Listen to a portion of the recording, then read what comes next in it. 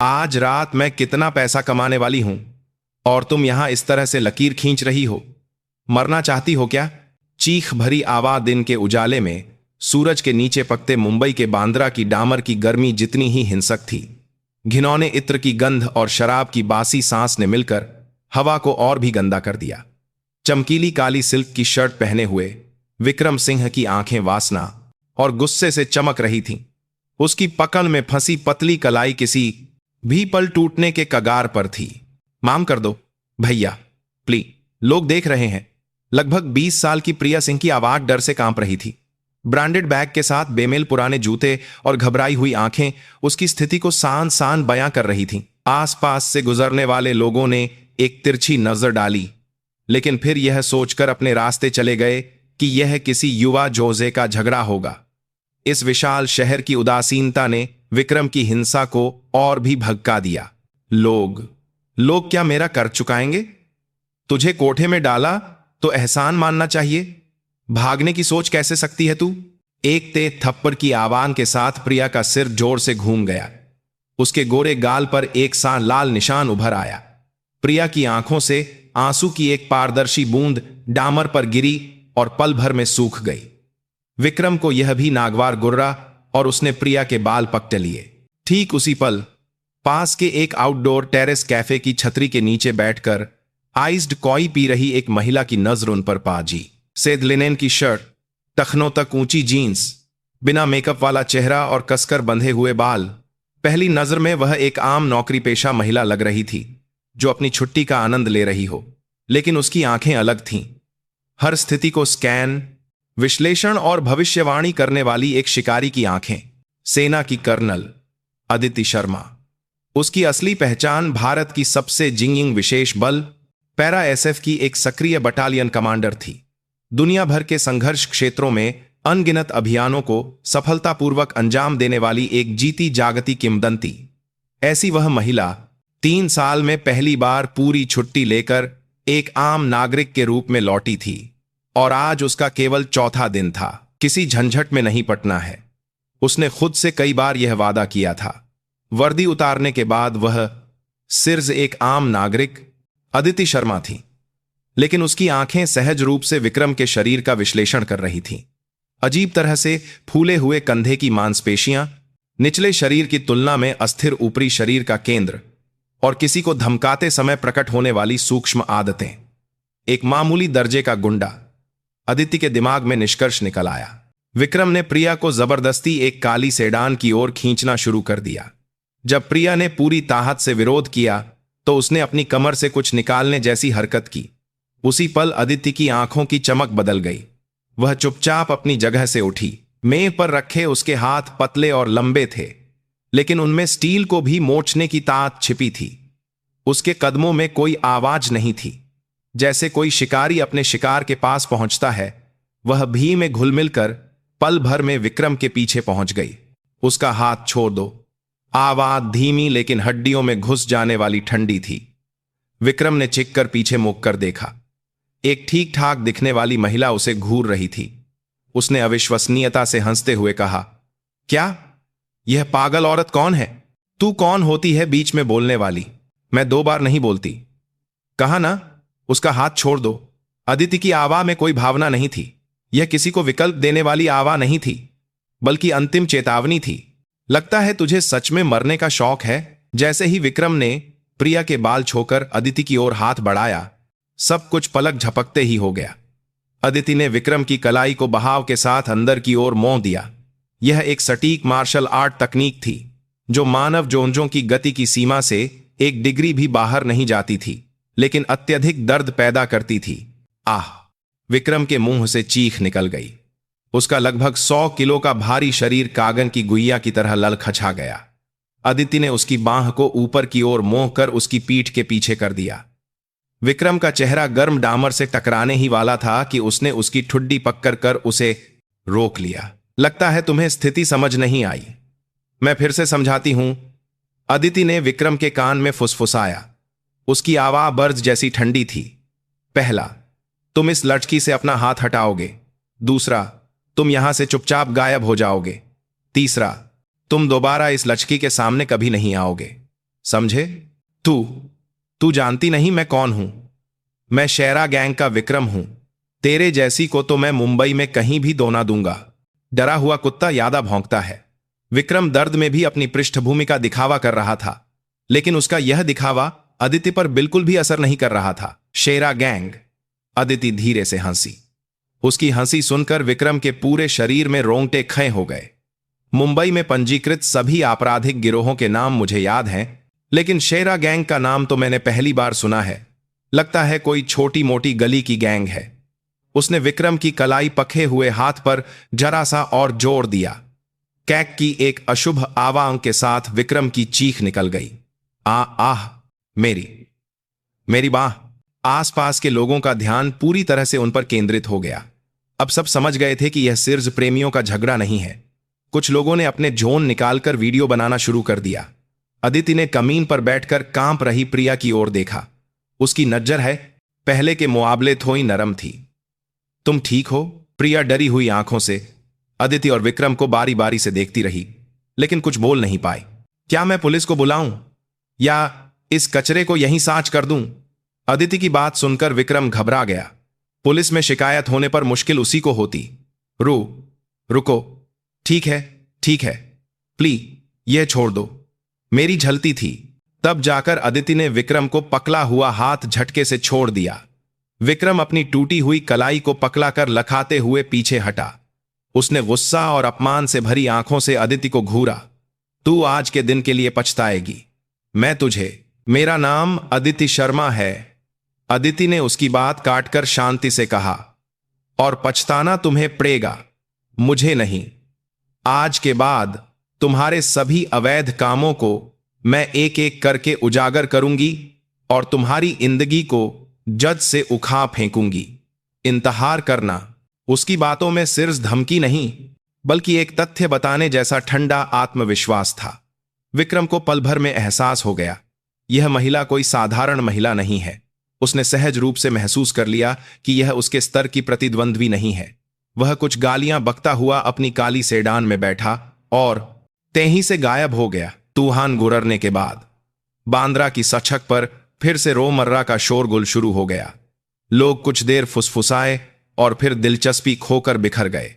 अदिति अभी भी हमीन पर बैठी प्रिया के पास गई और अपना हाथ बाया। उठ सकती हो? प्रिया ने झिझकते हुए सावधानी से अदिति का हाथ पकड़ा। वह एक गर्म और अविश्वसनीय रूप से मजबूत हाथ था। वो, शुक्रिया, बाद में सुनूंगी। पहले यहां से निकलना होगा। मेरे साथ आओ। अदिति प्रिया को लेकर पास के एक शांत कैफे में चली गई। खिड़की के पास एक कोने की मेज पर बैठकर उसने एक गर्म कैमोमाइल चाय और प्रिया के लिए एक आइस्ड चॉकलेट का ऑर्डर दिया। कुछ देर अजीब सी खामोशी छाई रही। प्रिया अभी भी डरी हुई सिर कप को छू रही थी। अदिति ने प्रिया पर कोई दबाव नहीं डाला और चुपचाप इंतजार किया। वह युद्ध क्षेत्र में फंसे नागरिकों को शांत करने में भी माहिर थी। काची देर बाद प्रिया ने धीमी आवाज में बोलना शुरू किया। वो आदमी अगर फिर से वापस आ गया तो नहीं आएगा, या यूं कहो कि आएगा। मैं उसे आने पर मजबूर करूंगी। अदिति की रहस्यमयी बात पर प्रिया ने भ्रमित होकर देखा। क्या? अदिति ने चम्मच से चाय के कप को धीरे से हिलाते हुए कहा। उस आदमी का नाम विक्रम था, है ना? शेरा गैंग का सदस्य। सही? हां, पर आपको कैसे? उसने खुद ही तो सब बता दिया, बेवकूफियों की तरह। अब मैं तुमसे कुछ सवाल पूछूंगी। अगर तुम जवाब नहीं देना चाहती तो मत देना, लेकिन अगर तुम इस घिनौनी स्थिति को खत्म करना चाहती हो तो सब कुछ सच सच बताना बेहतर होगा। अदिति ने प्रिया की आंखों में सीधे देखा। उसकी नौर इतनी तीव्र थी कि प्रिया नौरें नहीं हटा सकी। ऐसा लगा जैसे वह उसकी आत्मा के आर पार देख रही हो। प्रिया ने अनजाने में अपनी थूक निगली। अदिति के होंठ धीरे धीरे खुले। क्या तुम बता सकती हो कि क्या हुआ था, शुरू से आखिर तक? सब कुछ। वह एक वाक्य एक विशाल दुष्टता के गांव के इला युद्ध की घोषणा थी और एक लड़की की जिंदगी को बचाने वाले एक महान युद्ध की प्रस्तावना थी। प्रिया ने अपने कांपते होंठों को खोला और अपनी नरक जैसी कहानी को धीरे धीरे और पूरी तरह से बताना शुरू कर दिया। अदिति का धीमा सवाल प्रिया के कसकर बंद दिल के ताले को खोलने वाली चाबी बन गया। वह एक अजनबी थी, लेकिन जिसने अभी अभी उसे बचाया था उसकी जबरदस्त ताकत और अटूट नजरों से प्रिया ने जीवन में पहली बार एक अलग तरह का विश्वास महसूस किया। उसने अपने कांपते हाथों से आइस्ड चॉकलेट का गिलास पकड़ा और पिछले कुछ महीनों की नरक जैसी कहानी सुनानी शुरू की। मेरा घर लखनऊ में है। मैं वहां एक कॉलेज में डिजाइनिंग की पढ़ाई कर रही थी, लेकिन फिर मेरी मां बीमार पड़ गई। प्रिया की कहानी भारत के लाखों युवाओं की कहानी से बहुत अलग नहीं थी। अकेली मां के साये में पली वह एक फैशन डिजाइनर बनने का सपना लेकर मुंबई आई थी। दिन में एक सुविधा स्टोर पर और रात में एक रेस्टोरेंट में पार्ट टाइम काम करके वह एक छोटे से किराए के कमरे का किराया और गुजारा चला रही थी। तभी उसके घर पर मां को कैंसर होने का पता चला। तुरंत ऑपरेशन और लगातार इलाज का रर्च उसके जैसी 20 साल की लाकी के लिए एक बहुत बड़ी दीवार थी। मुझे किसी भी तरह पैसे चाहिए थे। साहूकारों से डर लगता था, इसलिए मैंने सोचा भी नहीं। तभी रेस्टोरेंट में साथ काम करने वाली एक दीदी ने कहा कि एक आसान तरीका है जिससे जल्दी और ज्यादा पैसे कमाए जा सकते हैं। वह एक जाल था। यह कहकर कि बार में सिर्फ ग्राहकों से बात करनी है, वह पहली बार एक ऐसी जगह गई जिसे सिटिंग बार कहा जाता था। लेकिन वहां मैनेजर नाम के एक व्यक्ति ने चालाकी से उसे और पैसे उधार दिए और ब्रांडेड कप्पे और बैग खरीदवाए। इसे शुरुआती निवेश का नाम दिया गया। जब तक उसे होश आया, प्रिया के नाम पर कर्म एक बमे पहाड़ की तरह बह चुका था। और फिर विक्रम आया। शुरू में वह बहुत अच्छा था। कर्ज की वजह से परेशान देखकर मुझे सांत्वना देता था और कहता था कि वह सब कुछ ठीक कर देगा। मैंने उस पर विश्वास कर लिया। विक्रम ने एक उद्धारकर्ता के रूप में प्रिया से संपर्क किया। उसने प्रिया को एक और भी महंगे शराब बेचने वाले गौछी लाउंज में भेज दिया। मां की बीमारी की सबसे बड़ी कमजोरी को पककर उसने ऐसे प्रस्ताव दिए जिन्हें वह मना नहीं कर सकती थी। उसने कभी कोई अनुबंध नहीं देखा। वह सिर्फ विक्रम के आदेशों का पालन करते हुए एक गुलाम बन गई थी जो अपने कर्ज चुकाने के लिए काम करती थी। वेतन तो दूर, देर से आने, लाभ सेवा और अन्य कई बहानों से पैसे काटे जाते थे और कर कम होने का नाम ही नहीं ले रहा था। आज मैं बहुत थक गई थी, इसलिए मैंने भागने की कोशिश की। मैं सिर्फ मां के पास जाने के लिए बस का किराया उधार लेना चाहती थी और सब कुछ छोड़कर घर जाना चाहती थी। लेकिन प्रिया की आंखों से फिर आंसू बहने लगे। अदिति ने चुपचाप नैपकिन दिया, लेकिन उसकी कहानी को नहीं रोका। गुस्सा, सहानुभूति, दया, कई भावनाएं उसके अंदर उम रही थीं, लेकिन उसका चेहरा एक शांत झील की तरह स्थिर था। वह जानती थी कि प्रिया को इस समय भावनात्मक सांत्वना की नहीं, बल्कि इस स्थिति को समाप्त कर सकने वाले एक स्पष्ट आश्वासन की जरूरत है। कारी देर रोने के बाद प्रिया ने सिर उठाया। अब मुझे क्या करना चाहिए? वह आदमी मुझे अकेला नहीं छोड़ेगा, वह जरूर वापस आएगा। प्रिया के डर से भरे सवाल पर अदिति ने आखिरकार मुंह खोला। कुछ चीजें पक्की करनी है। उसकी आवाज शांत थी, लेकिन सवाल चाकू की तरह तेज थे। जिस जगह तुम काम करती हो उसका सही पता क्या है? बांद्रा में ऑर्किड लाउंज। वह सिर्फ सदस्यों के लिए है, इसलिए कोई ठीक ठाक साइन बोर्ड भी नहीं है। तुम्हारे अलावा और भी लड़कियां हैं तुम्हारी जैसी ही स्थिति में फंसी हुई? प्रिया ने कुछ देर झिझकने के बाद सिर हिलाया। हां, ज्यादातर मेरी तरह ही कर्ज की वजह से फंसी हैं। हम एक दूसरे से ज्यादा बात नहीं करते, लेकिन सब परेशान दिखती हैं। विक्रम के अलावा क्या तुमने कभी उसके ऊपर के किसी को, जिसे बॉस कहते हैं, देखा है? नहीं, हमेशा विक्रम भैया। मतलब वह आदमी आकर निर्देश देता था और पैसे ले जाता था। हमने कभी बॉस का चेहरा नहीं देखा। अदिति ने सिर हिलाया।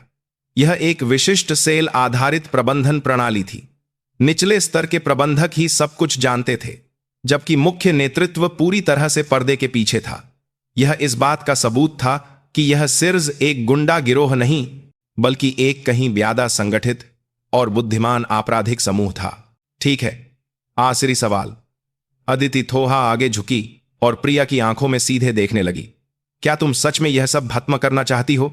क्या तुम्हारे अंदर अपनी जिंदगी वापस पाने की इच्छा है? यह सिर्फ एक सवाल नहीं था, यह पूछना था कि क्या वह आगे होने वाली सभी चीजों का सामना करने के लिए तैयार है? क्या वह उस लड़ाई के केंद्र में खाए होने के लिए तैयार है?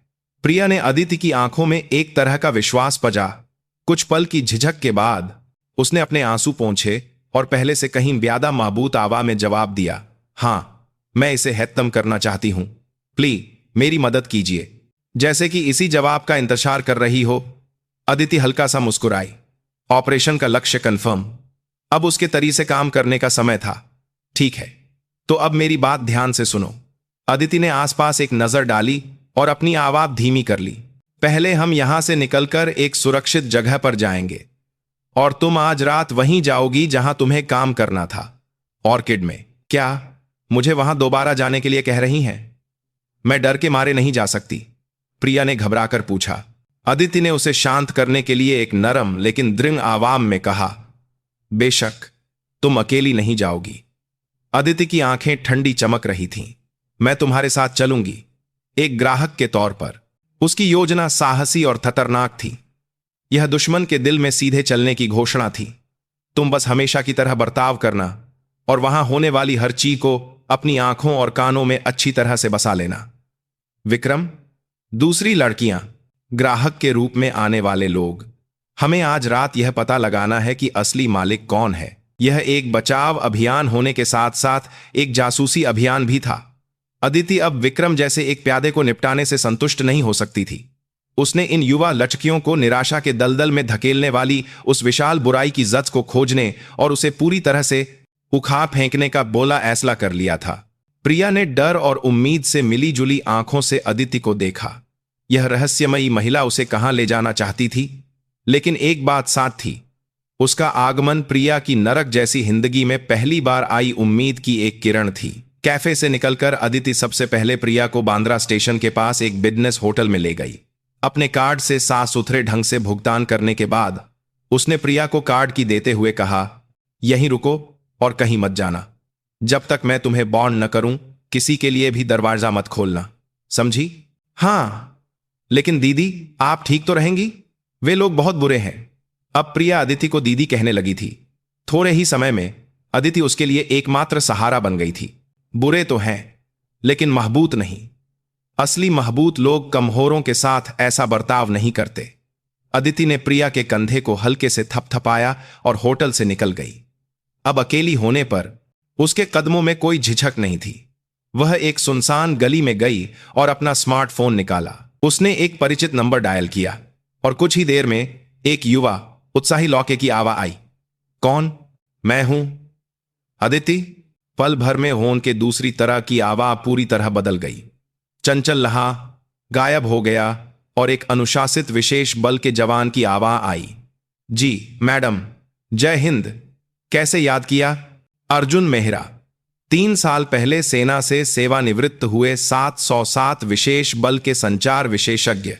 वह अदिति के सबसे प्रिय अधीनस्थों में से एक था और अब भारत के शीर्ष व्हाइट हैट हैकरों में से एक के रूप में एक आईटी सुरक्षा कंपनी में काम कर रहा था। यह एक निजी अनुरोध है, एक नागरिक के रूप में। क्या तुम मेरी मदद कर सकते हो? अर्जुन, बस हुक्म कीजिए मैडम। आपका अनुरोध हो तो मैं नरक में भी चला जाऊंगा। नरक में मैं जाऊंगी, तुम्हें सिर्फ रास्ता दिखाना है। अदिति सीधे मुद्दे पर आई। शेरा गैंग नाम सुना है? शेरा गैंग? नहीं मैडम, पहली बार सुन रहा हूं। यह कोई आधिकारिक रूप से पंजीकृत गिरोह नहीं लगता। मुझे यही उम्मीद थी।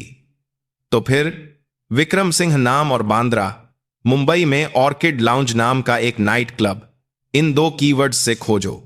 पैसे का लेन देन, संबंधित लोग, पर्दे के पीछे कौन है, जो कुछ भी निकाल सकते हो निकालो। तुम्हें 3 घंटे देता हूं। समझ गया मैडम, तुरंत शुरू करता हूं। जय हिंद। अर्जुन ने बिना किसी सवाल के आदेश का पालन किया। अदिति को कोई शक नहीं था कि वह न्यूनतम जानकारी से अधिकतम परिणाम निकालेगा। अब अगली तैयारी का समय था। ऑर्किड एक सदस्यों के लिए आरक्षित उच्च स्तरीय लाउंज था। उसकी लिनेन शर्ट और जीन्स में उसे दरवाजे पर ही रोक दिया जाता। उसे दुश्मन के अड्डे के लिए उपयुक्त एक भेस की जरूरत थी। अदिति ने एक टैक्सी ली और बांद्रा के लग्जरी शॉपिंग स्ट्रीट की ओर भाग गई। कुछ बुटीक देखने के बाद उसकी नजर शो विंडो में लगी एक ड्रेस पर पाजी। गहरे नीले रंग की सिल्क स्लिप ड्रेस जो शरीर के हर कर्व को उजागर कर रही थी। पीठ पूरी तरह से खुली थी, लेकिन कुल मिलाकर माहौल सस्ता नहीं बल्कि सुरुचिपूर्ण था। जीवन भर वर्दी और ट्रेनिंग के कपाए पहनने वाली उसके लिए यह एक अजीब पोशाक थी, लेकिन आज के मिशन के लिए यह एक आदर्श भेस था।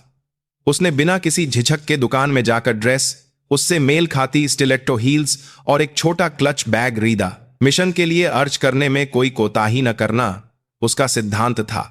कपड़े बदलकर जब वह शीशे के सामने खजी हुई तो वहां सादे कपड़ों वाली सैनिक अदिति नहीं थी।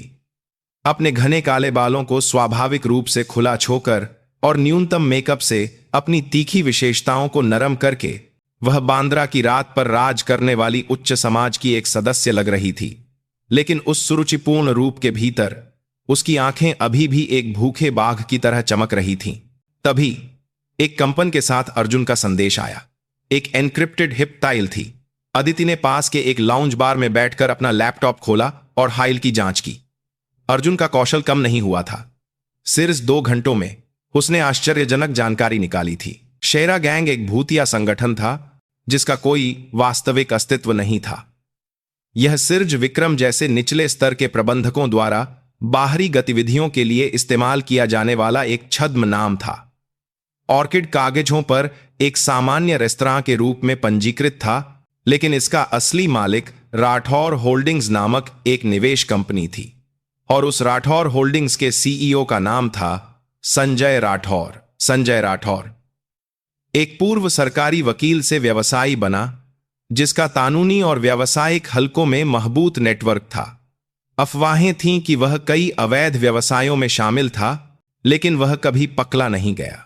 विक्रम सिरे संजय राठौर द्वारा बनाए गए विशाल साम्राज्य का एक छोटा सा प्यादा था। ऑर्किड उसका अड्डा था, जहां वह राजनेताओं और उद्योगपतियों के लिए लॉबिंग करता था और अवैध सौदे करता था। बिंगो। अदिति के होठों पर एक ठंडी मुस्कान तैर गई। यह शार्क उसकी सोच से कहीं ज्यादा बड़ी थी, लेकिन वह डरी नहीं थी। इसके बजाय उसे अपने छून में एक उबाल महसूस हो रहा था। एक सैनिक की सहज प्रवृत्ति, एक शिकारी की सहज प्रवृत्ति जो एक राक्षसी दुश्मन का सामना करने वाली थी, जाग रही थी। वह प्रिया के होटल में लौटी और उसे अपने नए जरीदे हुए कपड़े और मेकअप दिए। यह पहनो और हमेशा की तरह काम पर जाने की तैयारी करो। हैरान प्रिया को पीछे छोड़कर अदिति ने अपने रूप को अंतिम बार जांचा। नीली सिल्क ड्रेस उसके सुडौल शरीर को पूरी तरह से उजागर कर रही थी और 12 सेंटीमीटर ऊंची स्टिलेट्टो हील्स ने उसके तनाव को और भी बढ़ा दिया था। उसने अपने छोटे क्लच बैग में अपना स्मार्टफोन, एक छोटा रिकॉर्डर और आपात स्थिति के लिए एक विशेष आत्मरक्षा उपकरण रखा। सारी तैयारी पूरी हो चुकी थी। बाहर गहरा अंधेरा छा चुका था और बांद्रा की सड़कें चमकीले नियॉन संकेतों से फिर से जाग उठी थीं। अदिति ने प्रिया का कंधा पकाकर कहा, डरो मत, तुम्हें सिर्फ चारे की भूमिका निभानी है। बारी मैं संभाल लूंगी। उसने अपने स्मार्टफोन पर कॉल बटन दबाकर अर्जुन से संपर्क किया। मैं हूं, अब अंदर जा रही हूं। मौन के दूसरी तरफ से अर्जुन की तनावपूर्ण आवाज आई। समझ गया मैडम। सैटेलाइट मैप और आंतरिक सीसीटीवी को जितना संभव हो सके हैक करके आपको रियल टाइम ब्रीफिंग दूंगा। सावधान रहिएगा मैडम। प्रिया पर नजर रखना। अगर कुछ भी होता है तो तुरंत प्लान बी पर जाना। याद रखूंगा। कॉल समाप्त करने के बाद अदिति ने एक गहरी सांस ली। आज रात वह भारतीय सेना की कर्नल अदिति शर्मा नहीं थी। वह एक ऐसी शिकारी थी जिसने कानून और व्यवस्था द्वारा असुरक्षित छोड़े गए एक कमहोर की रक्षा के लिए अपने पंजे निकाले थे। शानदार कपड़ों में सजी 2 महिलाएं होटल से बाहर निकली। एक निराशा के दलदल से अभी अभी निकाली गई एक छोटी हिरणी, दूसरी उस दलदल के मालिक का शिकार करने जा रही एक भूखी बाघिन। उन्होंने जो टैक्सी पकजी, वह बिना किसी झिझक के बांद्रा की रात के सबसे गहरे और सबसे घिनौने दिल की ओर बढ़ने लगी। Orchid lounge. बांद्रा की रात उनका अपना खेल का मैदान था। शोर शराबे के बजाय दबी हुई इंजन की आवाज के साथ काली सेडान गाजियां सड़कों पर फिसल रही थीं। चमकते लखरी स्टोरों की शो विंडो की रोशनी राहगीरों के चेहरों पर नहीं, बल्कि उनके पहने हुए महंगे कपड़ों और गहनों पर केंद्रित लग रही थी। अदिति की टैक्सी एक ऐसी जगह रुकी जो उस चकाचौंध के बीच में गहरे भूरे रंग की 5 मंजिला पत्थर की इमारत थी। कोई साइन बोर्ड नहीं था। सिर्फ प्रवेश द्वार पर एक छोटी पीतल की प्लेट पर ऑर्किड लिखा हुआ था।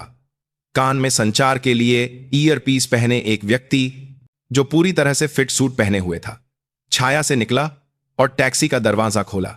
उसकी नजर एक प्रशिक्षित स्कैनर की तरह अदिति के सिर से पैर तक, उसकी सिल्क ड्रेस की बनावट और उसकी कलाई पर बंधी घजी के ब्रांड को तुरंत भांप गई। पर्याप्त योग्यता। उसने तुरंत अपनी सारी सतर्कता छो दी और सम्मानपूर्वक सिर झुकाया। स्वागत है, मैडम। उसके संबोधन पर अदिति ने कोई प्रतिक्रिया नहीं दी, जैसे कि यह स्वाभाविक हो। वह कार से उतरी और अपने पीछे उतर रही प्रिया, जो पिछली रात के दुहा स्वप्न को याद करके पीली पड़ रही थी, कि कमर को धीरे से लेकिन माबूती से पकड़ लिया। उस सुरक्षात्मक स्पर्श से प्रिया बमुश्किल अपने पैरों पर खड़ी होकर उसके पीछे चली। भारी लकड़ी का दरवाजा खुलते ही बाहरी दुनिया से बिल्कुल अलग घनत्व वाली हवा ने उनका स्वागत किया। अच्छी तरह से परिपक्व व्हिस्की की ओक की सुगंध, महंगी क्यूबन सिगार का कावा धुआं और एक अज्ञात, तीव्र और कृत्रिम ऑर्किड की सुगंध ने मिलकर इंद्रियों को सुन्न कर दिया। यह एक ऐसी जगह थी जो दृश्य भव्यता के बजाय अंतरिक्ष को भरने वाली ध्वनि, सुगंध और माहौल से मेहमानों पर हावी हो जाती थी। धीमी रोशनी के नीचे फैले हॉल में पहले से ही कुछ मेहमानों के समूह बैठे थे।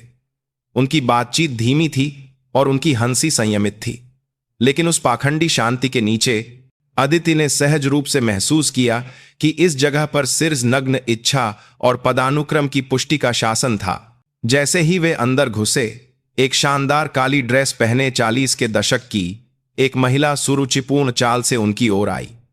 वह यहां की मैडम लग रही थी।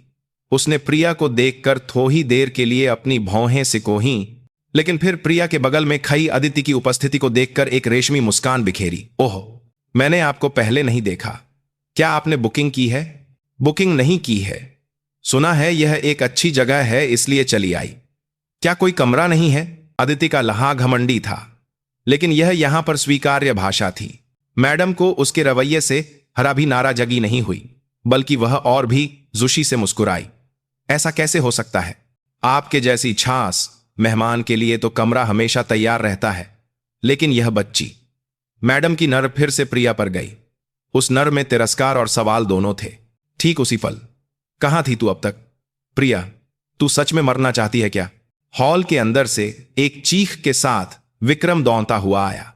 उसने प्रिया को देखते ही अपना आपा खो दिया और उसकी कलाई को बेरहमी से पकड़ लिया। प्रिया का चेहरा फिर से डर से सेध हो गया।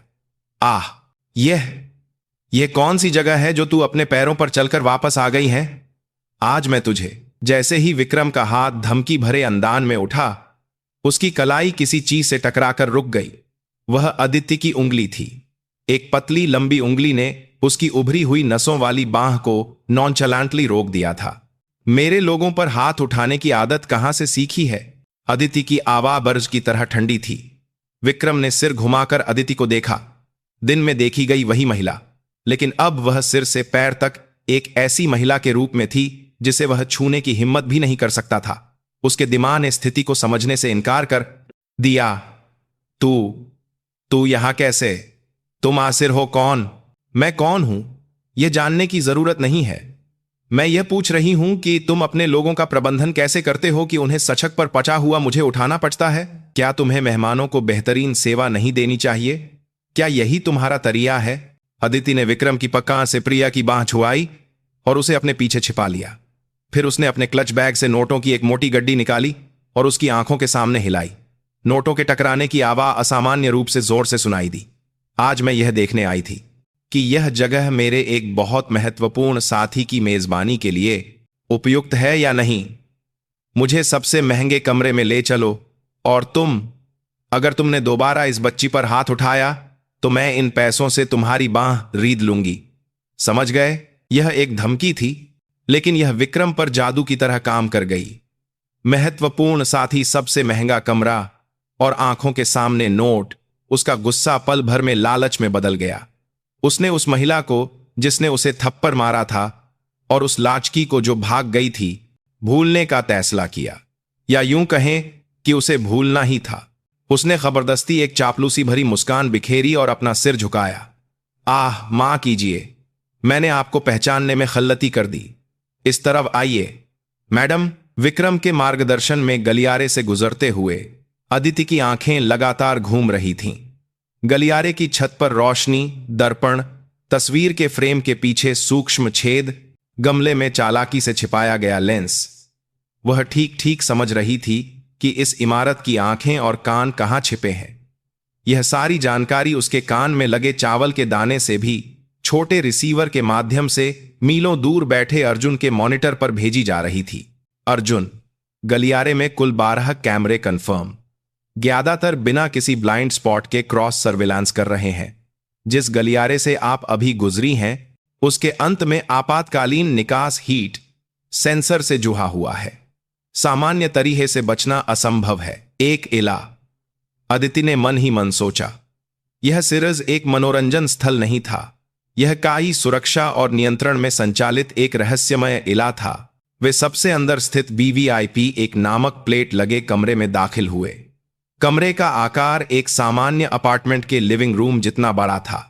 बेहतरीन लेदर सोसे और लखजी की मेम, एक दीवार को पूरी तरह से ढकने वाली वाइन सेलर और ऑडियो सिस्टम, पैसे से जारी दी जा सकने वाली हर विलासिता उस जगह में केंद्रित थी। बैठते ही विक्रम ने दिखावे के लिए 5-6 दूसरी लड़कियों को एक लाइन में खसा कर दिया। प्रिया को भी उस लाइन के सबसे आखिर में खसा किया गया। यह मेहमान को डराने और इस जगह के पदानुक्रम की पुष्टि करने की एक घटिया चाल थी। अदिति ने सोचे की पीठ पर आराम से बैठकर अपने पैर क्रॉस कर लिए।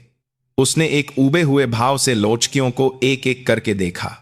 सभी तनाव में थीं और उसकी नजर में आने के लिए जबरदस्ती मुस्कुरा रही थीं। उनमें से एक ने साहसपूर्वक अदिति के पास आकर नखरे किए। मैडम, आज मैं आपका मूड एकदम बढ़िया कर दूंगी। मैं चुप रहो। अदिति ने उस लड़की की बात को ठंड से काट दिया। जब तक मैं न बुलाऊं पहले मुंह नहीं खोलना, सब बाहर जाओ। उसने अपनी उंगली से सिर्फ प्रिया की ओर इशारा किया। इसे छोकर फिर उसने मेज पर रखे मेनू से लाखों की सबसे महंगी व्हिस्की की ओर इशारा करते हुए कहा, वह एक बोतल ले आओ। बर्ज की जरूरत नहीं है, मैं सीधे पीऊंगी। विक्रम ने अब अदिति को एक अमीर और बदमियाज ग्राहक के रूप में पूरी तरह से मान लिया था। उसने चापलूसी करते हुए खुद शराब परोसने की कोशिश की, लेकिन अदिति ने हाथ के इशारे से उसे रोक दिया। यह तुम्हारा काम नहीं है। प्रिया, तुम डालोगी। मेरे बगल में बैठो। प्रिया ने कांपते हाथों से अदिति के बगल में बैठकर गिलास भरा। विक्रम यह देखकर मन ही मन खुश हुआ। यह पागल औरत बस ज्यादा पैसे जर्ज करके चली जाए तो काई है। वह एक संतुष्ट भाव से दरवाजे से बाहर निकलने ही वाला था कि अदिति की धीमी आवाज ने उसके भदम रोक दिए। 1 मिनट। जी मैडम, क्या आपको और कुछ चाहिए? तुम्हें नहीं, यहां के असली बॉस से मिलना है, अदिति ने नॉनचैलेंटली कहा, जैसे किसी रेस्टोरेंट में शेख को बुला रही हो। उसके होठों पर एक हल्की मुस्कान थी। आज मैं काही पैसे बर्च करने वाली हूं।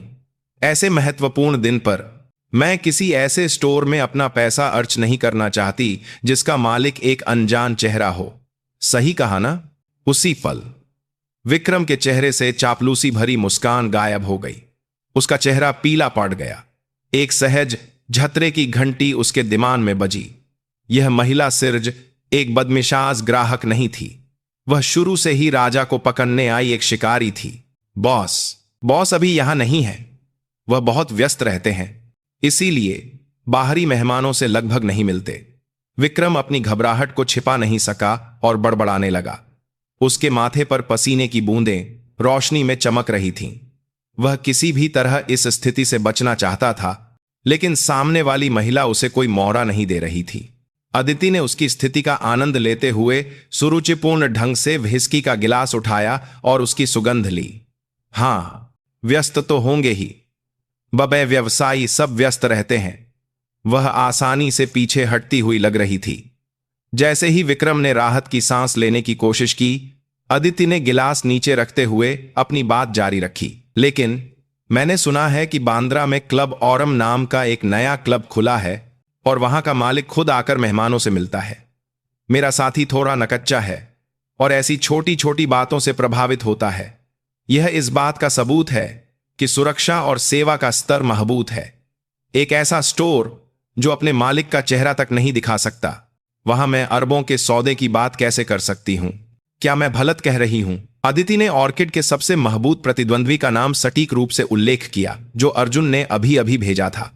साथ ही उसने अरबों का सौदा नामक एक और अस्वीकार्य जहरीला सेब फेंका। विक्रम के दिमाग में कैलकुलेटर तेजी से चलने लगा।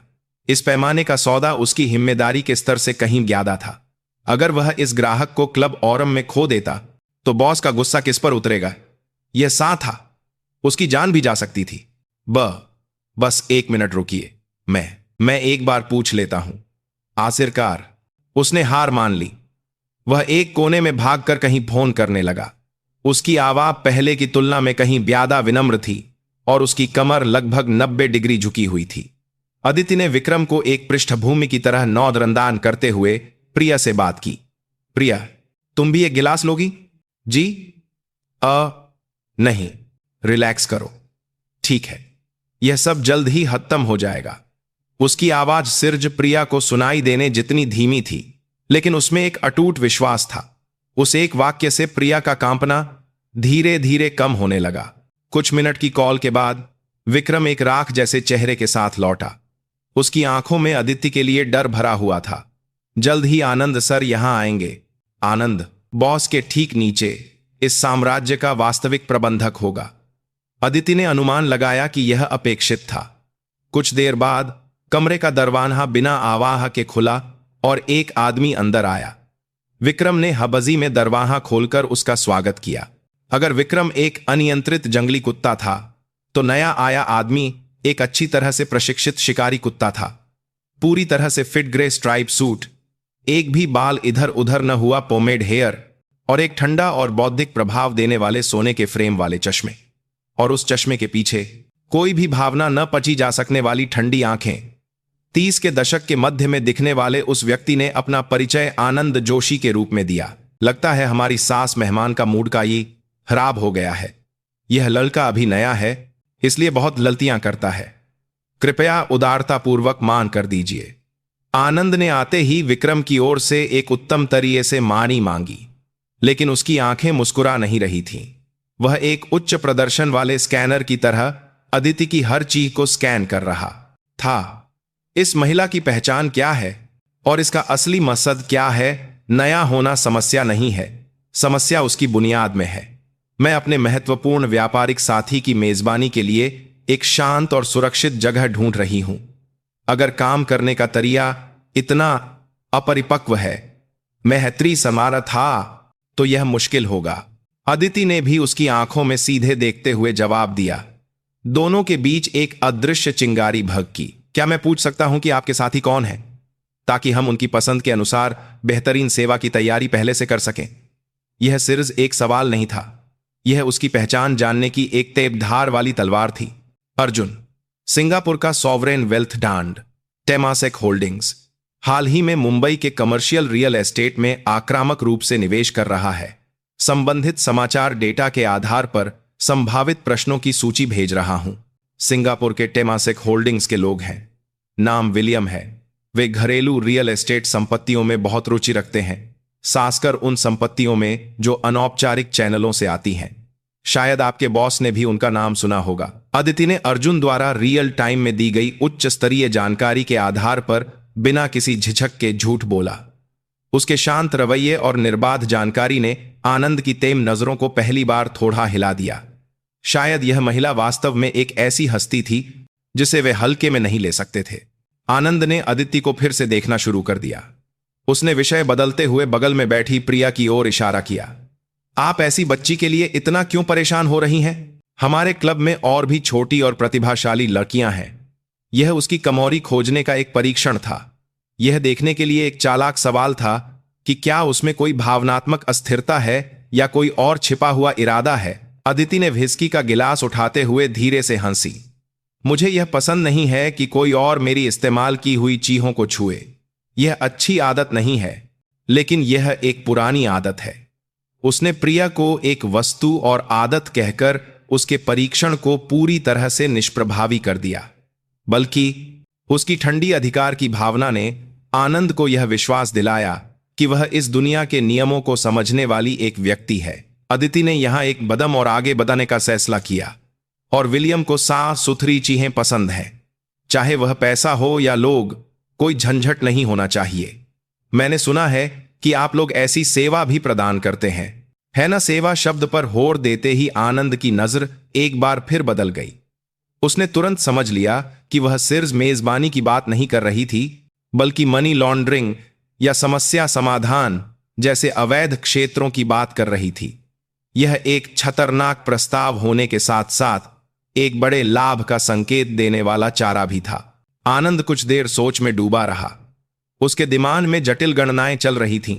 उसने अदिति से कुछ देर के लिए अनुमति मांगी और बाहर चला गया, शायद अंतिम निर्णय लेने वाले को रिपोर्ट करने के लिए। कमरे में फिर से भारी खामोशी छा गई। कुछ मिनट बाद आनंद वापस आया।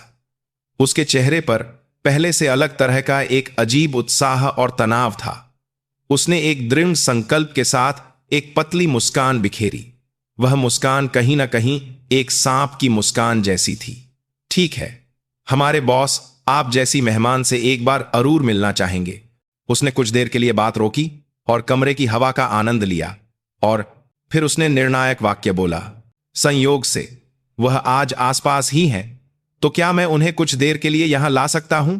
आखिरकार मक्की के जाले का मालिक सामने आने वाला था। आनंद के जाने के बाद कमरे में दम घुटने वाली खामोशी छा गई। विक्रम भी उसके निर्देश पर बाहर चला गया था। दरवाजे के बाहर से जरा भी शोर नहीं सुनाई दे रहा था, जैसे यह कमरा दुनिया से अलग हो गया हो। जल्द ही इस कमरे का मालिक, इस विशाल इले का राजा आने वाला था। प्रिया अब कांपना भी भूल चुकी थी और पीली पड़कर जम गई थी। अदिति ने ऐसी प्रिया के हाथ पर हल्के से एक बार दबाया और छोड़ दिया, जैसे उसके ठंडे हाथ में गर्मी देने का एक मौन संकेत हो।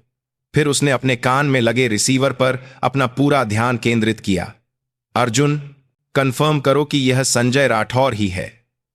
वोटों से मिलान करो, आसपास के सुरक्षाकर्मियों की संख्या और उनके रास्ते, हथियारों की स्थिति, जितनी भी जानकारी मिल सके निकालो। समझ गया मैडम। डेटाबेस और रियल टाइम सीसीटीवी फुटेज का मिलान कर रहा हूं। अनुमानित रास्ते पर सुरक्षा टीम के 2 और लोग देखे गए हैं, कुल 4। लगता है उनके सूट के अंदर कुछ है। पिस्तौल होने की संभावना अधिक है। अदिति का दिल थोहाते ढकने लगा। यह डर नहीं था, यह एक बने दुश्मन का सामना करने वाले शिकारी का उत्साह था। कितना समय बीता होगा? भारी दरवाजा बहुत धीमी आवाज के साथ खुला, बिना दस्तक के, बिना किसी चेतावनी के, जैसे कोई अपने घर के बेडरूम में घुस रहा हो। सबसे पहले 2 पहाड़ जैसे विशाल आदमी अंदर आए। उनके टाइट सूट के ऊपर से उनकी मजबूत मांसपेशियों की रूपरेखा सान दिख रही थी। उनकी आंखों में कोई भावना नहीं थी। वे सिर्फ कमरे की हर चीज को स्कैन करके बातरे के कारकों को खत्म करने पर केंद्रित थे। वे निश्चित रूप से पूर्व विशेष बल के सदस्य थे। जब वे दोनों तरह हट गए तो एक आदमी सामने आया। उम्र 50 के दशक की शुरुआत में, एक सत्ताधारी की तरह थोड़ा मोटा, लेकिन अच्छी तरह से मेंटेन किया हुआ एक सधा हुआ रूप। महंगे कपड़े से बना सूट, लेकिन कोई ब्रांड नहीं दिख रहा था। उसकी उपस्थिति कप्पों या रूप से नहीं आ रही थी। वह सिर्फ वहां खड़े होकर पूरे स्थान पर हावी होने वाला एक जबरदस्त औरा था। पूर्व सरकारी वकील, व्यवसायी, राठौर होल्डिंग्स के चेयरमैन संजय राठौर। मीडिया में देखी गई तस्वीरों से कहीं ज्यादा तेम और खतरनाक लग रहा था। अर्जुन, लक्ष्य कंफर्म, संजय राठौर ही है। सावधान रहिएगा मैडम। संजय राठौर ने सीधे अदिति को नहीं देखा। उसने कमरे में धीरे धीरे घूमा, जैसे अपनी स्टडी का मुआयना कर रहा हो। वाइन सेलर से एक बोतल निकाली, लेबल की जांच की और दीवार पर लगी पेंटिंग को सराहा। उसने अदिति और प्रिया को फर्नीचर या सजावटी सामान की तरह माना, यह दिखाते हुए कि इस स्थान का स्वामी कौन है। जैसे जैसे वह घूमता, कमरे की हवा और भारी होती गई। आखिरकार वह अदिति के सामने वाले सोफे पर आराम से बैठ गया, और तब जाकर उसने पहली बार अदिति से नजरें मिलाई। उसकी आंखें सब कुछ भेद लेने वाली, गहरी और ठंडी थीं। आपसे मिलकर खुशी हुई। मैंने आनंद से आपके बारे में सुना। आवाज आश्चर्यजनक रूप से नरम और बौद्धिक थी, लेकिन उस नरमी में प्रतिद्वंद्वी का विश्लेषण करने वाली एक क्रूरता छिपी थी। मैं लोगों को पहचानने में काई अच्छा हूं, और आप कोई साधारण महिला नहीं लगती। अगर एक व्यवसायी साधारण हो तो उसका क्या फायदा? चेयरमैन साहब, आप भी अफवाहों से कहीं ज्यादा प्रभावशाली लग रहे हैं। आपका करिश्मा बर्दाश्त है। अदिति उसके दबाव में बिल्कुल भी नहीं आई और एक मुस्कान के साथ जवाब दिया। यह दो शीर्ष शिकारियों के बीच अपने अपने क्षेत्र की पुष्टि करने जैसी एक तनावपूर्ण खोज थी। अदिति के क्लच बैग के अंदर एक छोटा रिकॉर्डर इस ऐतिहासिक बातचीत का एक भी शब्द न चूकने के लिए चुपचाप चल रहा था। संजय राठौर की नजर बगल में बैठी प्रिया पर गई। सिर्फ उसकी नजर पटने से ही प्रिया एक सांप के सामने चूहे की तरह से कूं गई। संजय राठौर ने यह देखकर एक बहुत ही हल्की लेकिन क्रूर मुस्कान दी। लगता है इस बच्ची की वजह से आज कुछ हंगामा हुआ है, उसने प्रिया को देखते हुए कहा, लेकिन उसकी बात शांत तौर पर अदिति के लिए थी। बेकार चीहों को जल्दी निपटा देना चाहिए, लेकिन आनंद अभी भी काम करने में कच्चा है, कभी कभी भावनाओं में बह जाता है। निपटा देना शब्द में छिपे भयानक और अंतिम अर्थ को समझकर प्रिया के चेहरे से जून पूरी तरह से गायब हो गया। यह अदिति के इरादों को जानने और उसकी हिम्मत को परखने की एक साथ चेतावनी थी। लेकिन अदिति ने पलक भी नहीं झपकाई, बल्कि उसने दिखावे के लिए प्रिया के कंधे को मजबूती से पकड़ा और उसे अपनी ओर खींच लिया। यह क्रिया सुरक्षा के साथ साथ अधिकार की घोषणा भी थी। बेकार है या नहीं, यह मालिक तय करता है, चेयरमैन साहब। उसने संजय राठौर के तरीजे को उसी तरह वापस कर दिया। यह बच्ची मुझे पसंद आ गई है, इसीलिए मैंने आज रात इसे जरीद लिया है। अगर इस पर कोई खरोंच भी आई तो मुश्किल हो जाएगी। अगर आप इसे बेचने को तैयार हैं तो मैं अच्छी कीमत दूंगी। कीमत बताइए। हालांकि दुनिया में इंसान की जान सस्ती हो गई है, फिर भी मैं अपने खिलौनों की सही कीमत देती हूं। उसकी नग्न उकसावे पर संजय राठौर का भाव पहली बार बदला, आश्चर्य और फिर रुचि। उसने अदिति को घूर कर देखा। उसकी दुनिया में उसके तर्क से उसके सामने सीधे खड़े होने वाली यह पहली महिला थी। कमरे की हवा चाकू की तरह तेज हो गई। कई देर की खामोशी के बाद संजय राठौर ने आखिरकार मुंह खोला। उसके होठों पर पहले से कहीं ज्यादा खतरनाक और क्रूर मुस्कान थी। ठीक है, मुझे बहुत पसंद आया, लेकिन मैं हमेशा सामान बेचने से पहले खरीदार की योग्यता देखता हूं। उसने मेज पर 5 अछूते शतरंज के बोर्ड पर अपनी उंगली फेरी। आज रात हम एक खेल खेलेंगे। अगर मैं जीता तो यह बच्ची और आपका व्यापार दोनों मेरे होंगे। अगर आप जीती तो मैं आपकी एक इच्छा पूरी करूंगा, चाहे वह इस बच्ची की आहादी हो, आपका चाहा हुआ पैसा हो या फिर मेरी जान। संजय राठौर द्वारा प्रस्तावित खेल सिर्फ एक शर्त नहीं थी, यह सब कुछ दांव पर लगाने वाली, जान की बाजी लगाने वाली एक लाई की घोषणा थी। अब इस गुप्त कमरे में दोनों में से एक सब कुछ खोने वाला था। अदिति को एक अपरिहार्य भाग्य की तरह शैतान के खेल के बोर्ड पर एक खिलाड़ी के रूप में उतरना ही था। संजय राठौर द्वारा प्रस्तावित खेल ने कमरे की हवा को जमा दिया था। यह सिर्फ एक शर्त नहीं थी, यह प्रतिद्वंद्वी के दिमाग का विश्लेषण करने, उसकी आत्मा की गहराइयों में उतरकर उसकी कमजोरियों को खोजने का एक शैतानी खेल था। प्रिया इतनी डर गई थी कि वह ठीक से सांस भी नहीं ले पा रही थी, लेकिन अदिति ने उसके प्रस्ताव को सीधे स्वीकार कर लिया। उसकी आंखों में डर नहीं, बल्कि ठंडी लाने की भावना थी। ठीक है, मैं यह खेल खेलूंगी। अदिति की अटूट स्वीकृति पर संजय राठौर ने एक संतुष्ट मुस्कान दी। उसने हाथ के इशारे से प्रिया की ओर इशारा किया।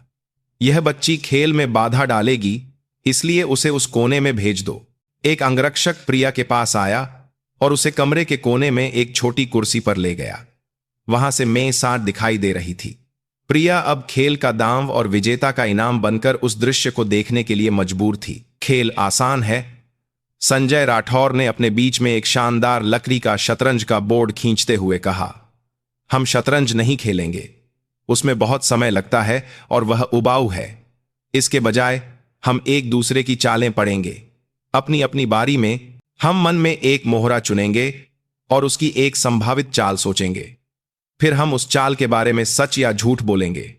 प्रतिद्वंद्वी को यह अनुमान लगाना होगा कि यह सच है या झूठ। अगर सही अनुमान लगाया तो उसे एक सवाल पूछने का अधिकार मिलेगा, और जिसे सवाल पूछा जाएगा उसे सिर्फ सच बोलना होगा। यह एक मनोवैज्ञानिक युद्ध था। पोकर फेस, अंतर्दृष्टि और प्रतिद्वंद्वी के स्वभाव को समझने की क्षमता ही जीत हार का फैसला करती। पैसा या जान दांव पर लगाना बहुत साधारण है ना? हम उससे कहीं ज्यादा कीमती चीज दांव पर लगाएंगे। जानकारी। संजय राठौर ने सबसे पहले एक काला मोहरा उठाया। अदिति ने स्वाभाविक रूप से एक सैद मोहरा अपने सामने रख लिया। पहली बारी संजय राठौर की थी। उसने कुछ देर आंखें बंद करके सोचा और फिर अदिति को घूरते हुए बोला, मेरा काला घोझा तुम्हारी रानी को पकड़ने के लिए 2 दम आगे और 1 दम बगल में जाने के लिए तैयार है।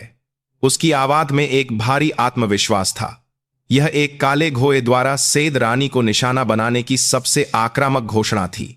उसने अदिति को शुरू से ही एक रानी के रूप में देखा था और उसे पकड़ने का अपना इरादा साई शाहिर कर दिया था। अदिति का दिमाग कंप्यूटर की तरह तेजी से चल रहा था।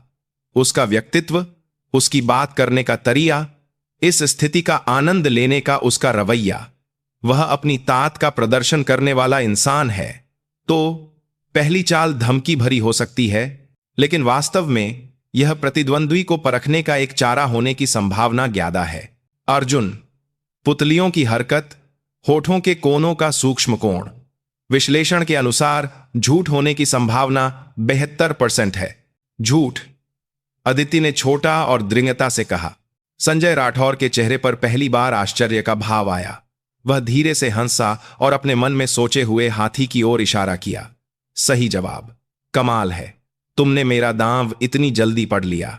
ठीक है, तुम्हें सवाल पूछने का अधिकार देता हूं। पहली बारी अदिति ने जीती थी। उसने एक गहरी सांस ली। क्या सवाल पूछना चाहिए? व्यक्तिगत जानकारी? नहीं, अभी उसके साम्राज्य को गिराने वाली जानकारी निकालनी है। आनंद जोशी कब से तुम्हारे लिए काम कर रहा है? यह एक सरल लेकिन मुख्य सवाल था, जिसका मकसद एक प्रमुख व्यक्ति की वफादारी और रिश्ते की गहराई का पता लगाना था। संजय राठौर ने कुछ देर अदिति को देखा और फिर आसानी से बोला, 10 साल हो गए। जब मैंने अपनी सरकारी नौकरी छोड़ी थी, तब वह मेरे द्वारा संभाले गए एक केस के आरोपी का बेटा था। एक बेसहारा लड़के को उठाकर सिखाया तो काई काम का कुत्ता बन गया। उसके जवाब में आनंद के प्रति कोई मानवीय लगाव नहीं था, सिर मालिक और कुत्ते का पदानुक्रम था। अब मेरी बारी है। संजय राठौर ने फिर से आंखें बंद की। इस बार उसका भाव कहीं ज्यादा गंभीर था। कुछ देर बाद उसने मुंह खोला। मेरी रानी सीधे 3 कदम चलकर तुम्हारे राजा को निशाना बना रही है। शह और मात में सिर्फ 3 चालें बानी हैं। इस बार की घोषणा और भी शक्तिशाली थी। रानी को चलाकर सीधे राजा को निशाना बनाना, खेल खत्म करने की घोषणा। उसकी आवाज में पहले से अलग एक ठंडी निश्चितता थी। अर्जुन, शारीरिक प्रतिक्रियाओं का विश्लेषण जारी। दिल की धड़कन स्थिर, आवाज के लय में कोई बदलाव नहीं। सच होने की संभावना 85% से अधिक है। लेकिन अदिति ने अर्जुन के विश्लेषण पर भरोसा नहीं किया। उसने अपनी सहज प्रवृत्ति पर विश्वास किया, उस जानवर जैसी भावना पर जिसने युद्ध के मैदान में अनगिनत बार जीवन और मृत्यु का फैसला किया था। संजय राठौर अभी अभी पहला राउंड हारा था। उसके अहंकार को चोट लगी होगी। दूसरे राउंड में जीतने के लिए उसने और भी चालाक जाल बिछाया होगा। वह चाहता है कि मैं यह मान लूं कि वह सच बोल रहा है। झूठ। अदिति के जवाब पर संजय राठौर की आंखें बड़ी हो गईं। उसके होठों पर छाई आरामदायक मुस्कान पहली बार गायब हो गई। उसने कुछ देर बिना कुछ बोले अदिति को घूरा और आखिरकार अपने सोचे हुए प्यादे को उंगली से छुआ। फिर से सही। तुम्हारी आवाज में कोई हिचकिचाहट नहीं थी। उसकी आवाज धीमी हो गई। लगातार 2 बार अपने इरादों को भांप लिए जाने पर उसके अहंकार में एक साय दरार पड़ने लगी थी। अपना सवाल पूछो। इस ऑर्किड के वरीय हर महीने औसतन कितना अवैध पैसा लॉन्डर किया जाता है? अदिति का दूसरा सवाल और भी तीखा और सीधा था। वह अब और गोलमोल बातें नहीं करना चाहती थी। वह सीधे दिल पर वार कर रही थी। संजय राठौर ने जवाब देने में कुछ देर झिझक महसूस की। खेल का नियम था पूर्ण सत्य। वह वादा तो सकता था, लेकिन ऐसा करना इस खेल के मालिक के रूप में अपने अधिकार को खुद ही कमजोर करना होता। आधिकारिक तौर पर 50 करोड़, अनौपचारिक रूप से उसका 2 गुना होगा। यह एक बहुत बड़ी रकम थी। अदिति ने बिना किसी भाव के इस तथ्य को अपने दिमाग में बैठा लिया। अब तीसरा राउंड। संजय राठौर की बारी। उसका माहौल पूरी तरह से बदल चुका था। वह अब खेल का आनंद नहीं ले रहा था। वह गुस्से में था। मेरा ऊंट तुम्हारे घोड़े को पकाने के लिए तिरछे चला है। उसकी आवाज भावनाओं से रहित एक मशीन की तरह ठंडी थी। अदिति ने उसकी आंखों में देखा। उसने उसमें जलते हुए गुस्से और अपमान को परा। वह अभी तर्क संगत फैसले के बजाय भावनाओं से ज्यादा प्रभावित है। इस स्थिति में दुश्मन सरल और सीधे हमले पसंद करता है। सच। आदित्य का जवाब खत्म होते ही संजय राठौर ने जैसे इंतजार ही कर रहा हो ऊंट को उठाकर घोड़े की जगह पर रख दिया। हां, सच है। आखिरकार एक राउंड जीतने के बाद उसने एक भूखे शिकारी की तरह आदित्य से सवाल पूछा, तुम हो कौन? एक सामान्य व्यवसायी के लिए तुम्हारी नहरें बहुत जानी पहचानी हैं। ये आंखें कई लोगों को मारने के बाद ही ऐसी होती हैं। उसका सवाल आदित्य के दिल को भेदने वाले एक भाले की तरह था। अर्जुन के साथ संचार या कोई भी डेटा विश्लेषण यहां मदद नहीं कर सकता था। यह एक ऐसा सवाल था जिसका जवाब सिर्फ वह खुद दे सकती थी। वह कुछ देर चुप रही, फिर उसने संजय राठौर की आंखों से नजरें हटाए बिना सीधे देखते हुए कहा, अपनों को बचाने के लिए, अपने लोगों को बचाने के लिए कभी कभी कुछ भी करना पड़ता है। यह झूठ नहीं था। एक सैनिक के रूप में, एक कमांडर के रूप में यह उसकी जिंदगी का सच था। संजय राठौर उसके जवाब से संतुष्ट नहीं था, लेकिन वह इसका खंडन भी नहीं कर सकता था। अब आखिरी राउंड था, हार जीत का फैसला करने वाला अंतिम राउंड। फिर से संजय राठौर की बारी। उसने सब कुछ खत्म करने के इरादे से एक गंभीर भाव से कहा, मेरा आखिरी बचा हुआ हाथी तुम्हारे राजा की ओर सीधी रेखा में बां रहा है। शह और मात, खेल के अंत की घोषणा। उसकी नर पहले से कहीं ज्यादा तीव्र थी। आदित्य ने शतरंज के बोर्ड और उसके चेहरे को बारी बारी से देखा। उसकी सभी इंद्रियां धतरे का संकेत दे रही थीं, और आखिरकार उसने एक निष्कर्ष निकाला, झूठ। संजय राठौर का चेहरा बिगड़ गया। उसने अविश्वसनीयता से अपने सोचे हुए राजा की ओर इशारा किया। उसने राजा को एक कदम बगल में ले जाकर खुद को सुरक्षित स्थान पर ले जाने की सबसे निष्क्रिय चाल सोची थी। उसकी सभी आक्रामक बातें सिर्फ दिखावा थीं। कैसे? तुम जैसे लोग राजा को खतरे में डालने का जोखिम नहीं उठाते। भले ही दूसरे सारे मोहरे हार जाएं, तुम्हें खुद को सुरक्षित रखना होता है। आदित्य के शब्द उसके स्वभाव को भेदने वाले एक खंजर थे। अब सिर्फ उसका आखिरी सवाल बारी था। उसने इस खेल को और इस सब को खत्म करने के लिए एक ही सवाल पूछा, तुम्हारे सभी अवैध व्यवसायों की मूल बही खाता, वह जिस सर्वर पर संग्रहित है, उसका स्थान और एक्सेस कोड बताओ। उसी पल संजय राठौर के चेहरे से सारी भावनाएं गायब हो गईं। उसने कुछ देर आदित्य को घूर कर देखा और फिर पागलों की तरह हंसने लगा। हां, हां, हां, मजा आया। बहुत मजेदार खेल था। लेकिन सुनो, उसकी हंसी अचानक रुक गई। खेल अब खत्म हो गया है। जैसे ही उसने अपनी उंगलियां चटकाईं, कमरे का दरवाजा जोर से खुला। संजय राठौर के संकेत के साथ बाहर इंतजार कर रहे अंगरक्षक जंगली जानवरों की तरह अंदर घुस आए। आनंद जोशी, विक्रम और कुछ अनजान भारी भरकम आदमी। पल भर में कमरे की हवा हत्या के इरादे से भर गई। खेल के बोर्ड पर शांति टूट गई थी और असली युद्ध शुरू हो गया था। पक्को इस औरत को। संजय राठौर का आदेश गिरते ही सबसे आगे वाला अंगरक्षक आदित्य की ओर लपका। उसने आदित्य के पतले शरीर को देखकर सोचा कि वह उसे आसानी से काबू कर लेगा। यह उसकी आखिरी हालत थी। आदित्य अपनी जगह से नहीं उठी। उसने बैठे बैठे ही अपने शरीर को थोड़ा घुमाया और दौड़ते हुए आदमी के पैर में आहंगा लगा दिया। जैसे ही आदमी अपना संतुलन खोकर आगे गिरा, उसने मेम पर रखे भारी लकड़ी के शतरंज के बोर्ड को उसकी तरफ लात मारी। धम्म की एक भारी आवाज के साथ शतरंज के बोर्ड का कोना सीधे आदमी के चेहरे पर लगा। वह चीख भी नहीं पाया और जमीन पर गिरकर तचपने लगा। यह पागल औरत। दूसरा अंगरक्षक अपनी कमर से एक डंडा निकालते हुए दौड़ा। आदित्य अपनी जगह से उछलकर उठी और पास पड़ी व्हिस्की की बोतल उठा ली। उसने डंडे के हमले से बचने के बजाय उसके अंदर घुस गई। उसने एक हाथ से आदमी की कलाई पककर उसका जोड़ तोड़ दिया और साथ ही व्हिस्की की बोतल से उसकी कनपट्टी पर जोरदार वार किया। खचाक की आवाज के साथ बोतल टूट गई और शराब और खून चारों ओर फैल गया। सब कुछ पलक झपकते ही हो गया। दो प्रशिक्षित अंगरक्षक बिना किसी प्रतिरोध के ढेर हो गए।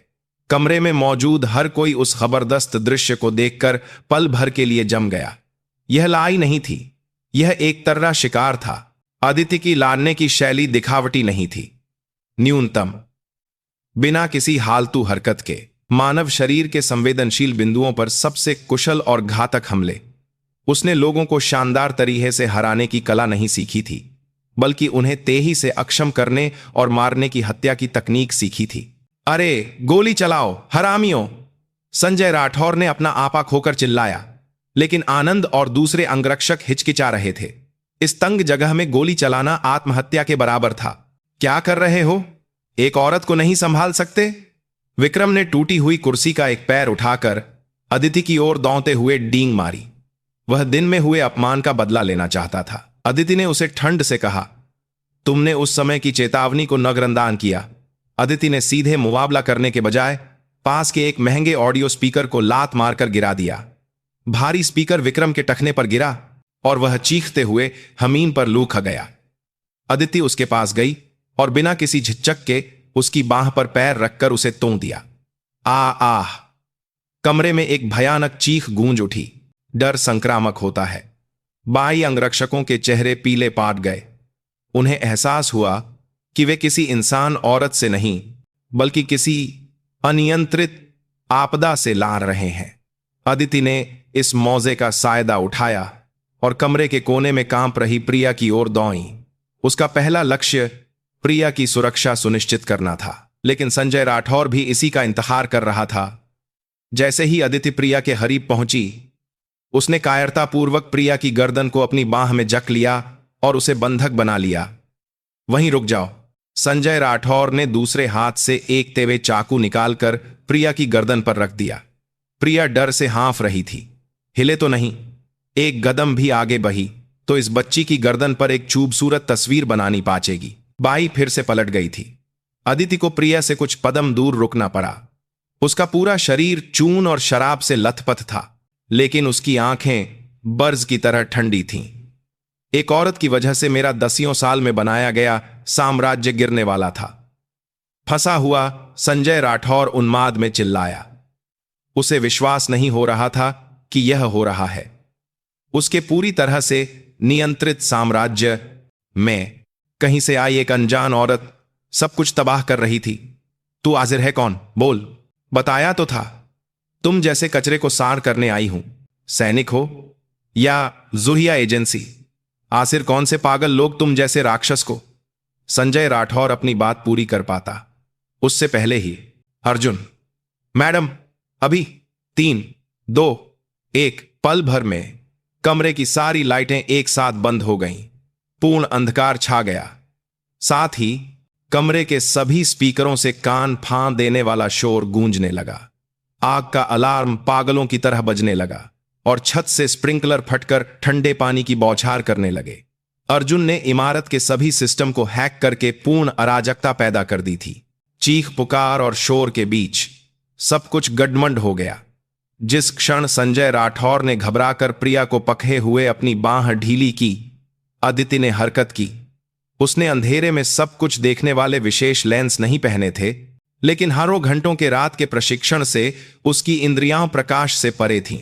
उसने सिर्ज आवा और हवा के बहाव से संजय राठौर की स्थिति का सटीक पता लगा लिया। संजय राठौर को ऐसा लगा जैसे सिर्ज एक काली हवा का झोंका उसके पास से गुजरा हो। उसने अपनी कलाई में एक जलता हुआ दर्द महसूस किया और प्रिया को छोड़ दिया, और फिर उसकी ठुड्डी पर एक छोरदार झटके से वह बेहोश हो गया। कुछ देर बाद जब आपातकालीन रोशनी धीमी धीमी जली तो कमरे का ननारा सां हो चुका था।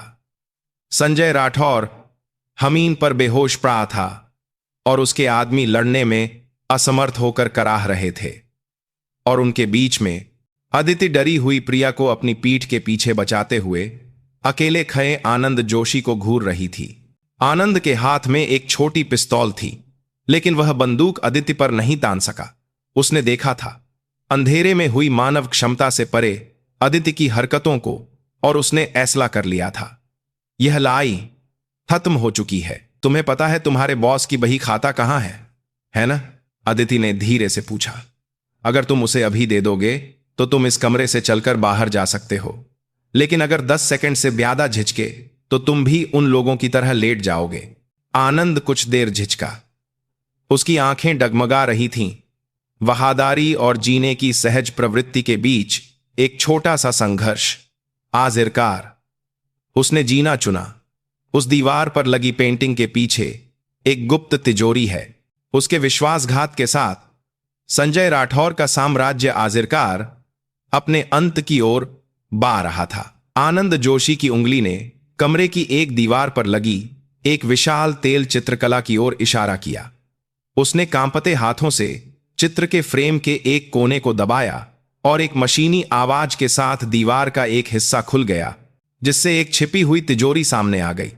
आनंद ने परिचित तरीके से डायल और फिंगरप्रिंट का उपयोग करके तिजोरी खोली। उसके अंदर कुछ मोटी फाइलें और एक बाहरी हार्ड ड्राइव थी। संजय राठौर के साम्राज्य का दिल, सभी अवैध और भ्रष्ट गतिविधियों का रिकॉर्ड, यह सब कुछ है, आनंद ने कहा। घरेलू और विदेशी बैंक खातों के विवरण, रिश्वत की सूची, मनी लॉन्ड्रिंग के रास्ते, सभी मूल दस्तावेज इसी में हैं। अदिति ने आनंद से हार्ड ड्राइव और फाइलें ले लीं। उसने उन्हें अपने क्लच बैग में ठूंसते हुए बिना किसी भावना के कहा, जाओ और दोबारा मेरी नजरों के सामने मत आना। आनंद ने कुछ देर अदिति और खमीन पर पड़े संजय राठौर को बारी बारी से देखा और फिर बिना किसी अफसोस के वह बिना पीछे मुहे कमरे से बाहर निकल गया। वह बच जाएगा, एक चूहे की तरह। वह किसी अंधेरी जगह में एक और मालिक ढूंढकर एक नया जीवन शुरू करेगा। अब कमरे में सिर्फ अदिति, प्रिया और बेहोश या दर्द में कराह रहे आदमी ही बचे थे। आग का अलार्म बंद हो गया था, लेकिन स्प्रिंकलर से निकला पानी जर्श पर भर गया था।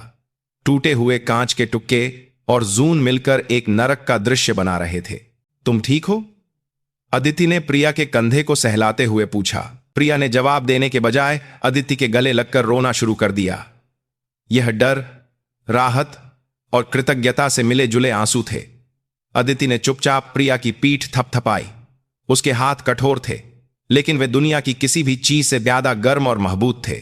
काशी देर बाद जब प्रिया ने रोना बंद किया तो अदिति ने अपना स्मार्टफोन निकाला। उसने पुलिस या एम्बुलेंस को फोन नहीं किया। उसने एक ऐसा नंबर डायल किया जो शॉर्टकट के रूप में सहेजा गया था, एक ऐसा नंबर जिसे बहुत कम लोग जानते थे। 2 बार घंटी बजने से पहले ही दूसरी तरफ से एक सधी हुई आवाज आई। संचार सुरक्षा, सैन्य, जुरिया, मेजर समीर वर्मा बोल रहा हूं। मैं हूं अदिति। कर्नल मैडम, आप? क्या हुआ? मेजर वर्मा अतीत में अदिति के नेतृत्व वाली टीम में एक ऑपरेशन अधिकारी थे। अब वह सैन्य जुथिया के एक प्रमुख अधिकारी थे। यह एक निजी अनुरोध भी हो सकता है और एक आधिकारिक मिशन भी। तुम्हारे पास अभी तुरंत कितनी जोर्स उपलब्ध है? मुझे नहीं पता कि क्या हुआ है, लेकिन अगर आपका आदेश है तो मैं 5 मिनट में एक कंपनी जुटा सकता हूं। नहीं, उतनी जरूरत नहीं है। एक जिंगिंग टीम का ही होगी। मैं तुम्हें अभी अपने स्थान का पता भेज रही हूं। 20 मिनट के भीतर पहुंचकर आसपास के इलाके को पूरी तरह से सील कर दो, मीडिया और पुलिस से पहले। यह एक उच्च स्तरीय अपराध स्थल है, समझ गया? तुरंत रवाना होते हैं। अदिति ने कॉल काट दी। राष्ट्रीय सुरक्षा से संबंधित गंभीर अपराधों में खासकर जब राजनेता और उद्योगपति शामिल हों, सैन्य, पुलिस और जुरिया एजेंसियों को न्यायिक पुलिस अधिकार का उपयोग करने का अधिकार था। उसने पुलिस की धीमी जांच या अभियोजन पक्ष के बाहरी दबाव से इस मामले को दबाए जाने की संभावना को शुरू से ही खत्म कर दिया था। चलो अब निकलते हैं। अदिति प्रिया को लेकर बाहर निकली। वे जिस गलियारे से गुजरे थे वह पहले ही एक अराजकता का दृश्य था। आग के अलार्म के कारण बाहर भागे मेहमान, लड़कियां और कर्मचारी एक दूसरे से टकरा रहे थे। किसी ने भी छून और पानी से लथपथ अदिति और प्रिया पर ध्यान नहीं दिया। इमारत से बाहर निकलते ही ठंडी रात की हवा ने उनका स्वागत किया। तब जाकर प्रिया को एहसास हुआ कि वह हिंदा है, कि वह नरक से बाहर निकल चुकी है। कुछ ही देर में दूर से तेम सायरन की आवाजें आने लगीं। यह पुलिस या फायर ब्रिगेड की गाजियां नहीं थीं। ये चुपचाप लेकिन तेजी से चलने वाली काली वैन थीं। सैन्य छुरिया की रैपिड एक्शन टीम। गाड़ियों ने पल भर में ऑर्किड इमारत के सभी प्रवेश द्वारों को अवरुद्ध कर दिया। काले सामरिक वर्दी पहने एजेंट एक साथ इमारत में घुसने लगे। यह दृश्य किसी जासूसी इल्म जैसा था। अदिति और प्रिया ने उस सारे हंगामे को पीछे छोड़कर एक शांत पिछली गली में शरण ली। ऑर्किड इमारत सैन्य छुरिया वाहनों से निकलने वाली लाल और नीली बत्तियों की रोशनी में नहाई हुई थी। प्रिया उस अवास्तविक दृश्य को घूर कर देखती रही, फिर बगल में खड़ी अदिति को देखा। अदिति इमारत को नहीं देख रही थी, वह दूर रोशनी से भरे मुंबई की रात के दृश्य, उस विशाल शहर की स्काईलाइन को देख रही थी। उसके चेहरे पर विजेता की सुशी या राहत का कोई भाव नहीं था।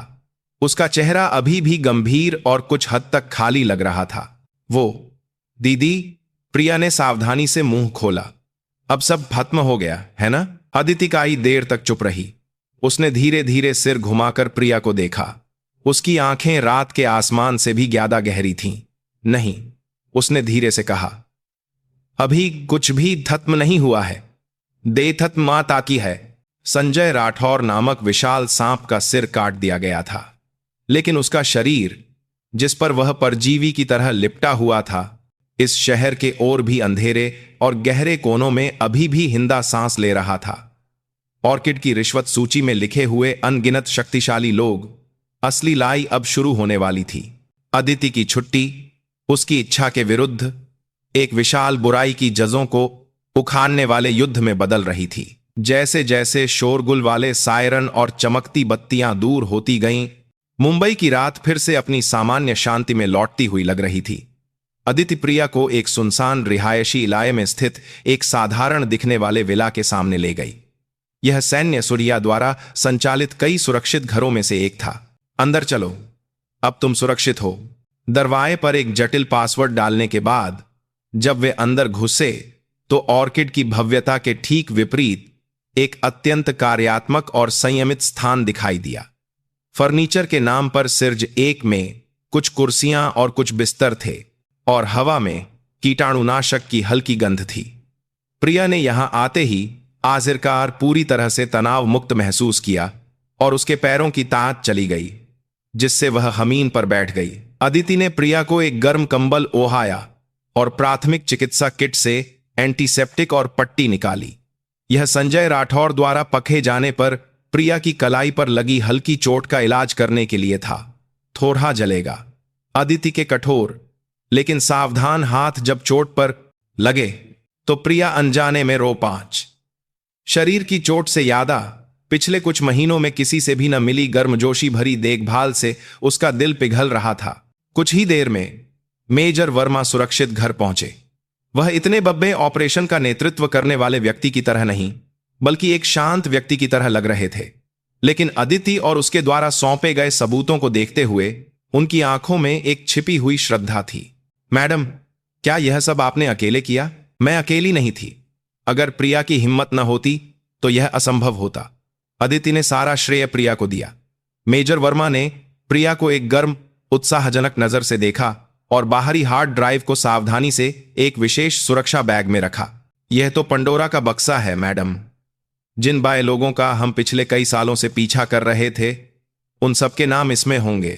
व्यापार जगत, कानून और मीडिया तक। देश में एक बड़ा भूचाल आएगा, बाहरी दबाव आएगा। सरकार और संसद से भी इस जांच को रोकने की कोशिश होगी। क्या तुम संभाल लोगे? अदिति के सवाल पर मेजर वर्मा ने एक दृढ़ भाव से जवाब दिया। हमारी खुफिया एजेंसी का अस्तित्व इसी के लिए है मैडम। देश को खाने वाले आंतरिक दुश्मनों को खत्म करना। चाहे कोई भी दबाव आए, आपने जो यह रास्ता खोला है, हम उसे अंत तक ले जाएंगे। मैं अपनी हर चीज दांव पर लगाकर वादा करता हूं। उनकी आंखों में अदिति ने अतीत में युद्ध के मैदान में साथ लए युवा अधिकारी का जोश देखा। उसे आखिरकार तसल्ली हुई और उसने सिर हिलाया। प्रिया जी को हमारे पीड़ित सहायता कार्यक्रम से जोड़कर सुरक्षित रखा जाएगा। व्यक्तिगत सुरक्षा के साथ साथ कानूनी और संबंध मनोवैज्ञानिक सहायता भी प्रदान की जाएगी। सभी काम सौंपने के बाद मेजर वर्मा चले गए। हाल ही सुरक्षित घर में फिर से सिर्फ 2 लोग रह गए। लंबी, बहुत लंबी रात खत्म हो रही थी और खिड़की की दरार से सुबह की हल्की रोशनी आ रही थी। कुछ दिनों बाद देश सचमुच हिल गया। समाचारों की सुर्खियां लगातार सीके होल्डिंग्स के चेयरमैन संजय राठौर गिरफ्तार, बांद्रा वीवीआईपी लाउंज गेट की जांच शुरू जैसे वाक्यों से भरी हुई थीं। अदिति द्वारा सौंपी गई हार्ड ड्राइव की सामग्री ने एक परिबाथी की साथ लेकिन तारकारी बारा संच देश सचमुच हिल गया, बर्दाश्त असर दिखाया। मौजूदा सांसद, सचिव स्तर के अधिकारी, बौं पे उद्योगपति, प्रसिद्ध हस्तियां, दर्जनों नाम मीडिया में उछल रहे थे। यौन शोषण और रिश्वतखोरी के अलावा अवैध धन शोधन, नशीली दवाओं की तस्करी और यहां तक कि अतीत के एक अनसुलझे हत्या के मामले में संजय राठौर के शामिल होने के सबूत भी सामने आए। इस विशाल तूफान के बीच अदिति चुपचाप अपने वरिष्ठों के बुलावे का इंतजार कर रही थी। छुट्टी पर एक सैनिक द्वारा एक नागरिक के रूप में किया गया यह काम अविश्वसनीय था। उसे भी किसी न किसी रूप में जिम्मेदारी लेनी पड़ती। बुलावा उम्मीद से जल्दी आया। वह रक्षा मंत्रालय के एक गहरे हिस्से में स्थित सेना प्रमुख के कार्यालय में गई।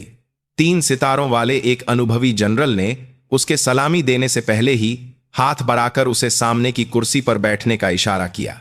बैठो। कार्यालय में हवा भारी थी। जनरल कारी देर तक चुप रहे। वह मेज पर रखे अदिति के व्यक्तिगत रिकॉर्ड और इस मामले की रिपोर्ट को बारी बारी से देख रहे थे। अदिति सीधी बैठकर उनके फैसले का इंतजार कर रही थी। कर्नल। अदिति। जी सर। एक नागरिक के रूप में एक अनधिकृत ऑपरेशन करना सैन्य कानून का स्पष्ट उल्लंघन और अधिकार का दुरुपयोग है। क्या कोई सजाई है? नहीं सर। जनरल की आंखें तेजी से चमकीं। उन्होंने अपनी उंगली से मेम को हल्के से थपथपाते हुए कहा, क्या तुमने यह नहीं सोचा कि इस काम के लिए तुम्हें बर्दाश्त किया जा सकता है? तुमने पिछले 20 सालों में युद्ध के मैदान में कमाई गई अपनी सारी इज्जत को एक पल में खो सकती थी। मैं इसके लिए तैयार थी सर, लेकिन चाहे मैंने वर्दी पहनी हो या नहीं, संकट में पड़े एक नागरिक को नजरअंदाज करना एक सैनिक का काम नहीं है, ऐसा मैंने सोचा। अदिति के जवाब पर जनरल के भाव में पहली बार एक सूक्ष्म बदलाव आया।